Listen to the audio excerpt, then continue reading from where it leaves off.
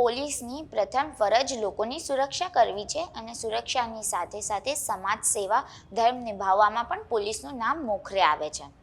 અનેક અધિકારીઓની ફરજના અસંખ્ય કિસ્સાઓ સામે આવે છે, ત્યારે એવો જ એક કિસ્સો છોટાઉદેપુરના કર્મનિષ્ઠ અધિકારી પ્રોબેશનર PSI RM વાળાનો છે. નમસ્કાર, વાઇબ્સ ઓફ ઇન્ડિયા સાથે હું સુરભી અને આ સ્ટોરી તમારી માટે લઈને આવ્યા છે Rehan Patel. Probationer PSI Ravirajsinh M વાળા જ્યારે પોતાની નોકરી પરથી પરત એટલે કે બોડેલી પોલીસ સ્ટેશનથી છોટાઉદેપુર આવતા હતા તે સમયે ઘેલવાટ ગામ નજીક રસ્તા પર એક પરિવાર બેભાન સ્થિતિમાં પડેલો હતો, જેમાં એક 40 વર્ષનો પુરુષ, એક 35 વર્ષની મહિલા અને એક આશરે 15 વર્ષની બાળકી સામેલ હતી. માહિતી અનુસાર સ્થળ પર આ પરિવારને કોઈ અજાણ્યા ઈસમ અકસ્માત કરીને નાસી ગયા હતા.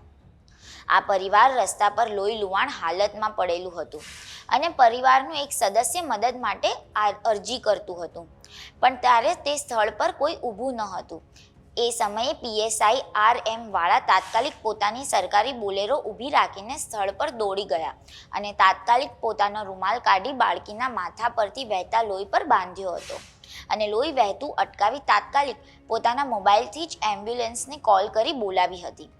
અકસ્માત થયેલા પરિવારને ઉચકીને એમ્બ્યુલન્સમાં બેસાડી તાત્કાલિક હોસ્પિટલ પહોંચાડી અને પરિવારના સભ્યોનો જીવ બચાવ્યો હતો. આટલું જ નહીં, એમ્બ્યુલન્સની પાછળ પોતે પણ હોસ્પિટલ પહોંચી અને દર્દીની તબિયત ચકાસી અને તેમને તમામ પ્રકારે મદદ માટે કહી પોતાની ફરજ અને સેવાનું ઉત્તમ ઉદાહરણ પૂરું પાડ્યું હતું.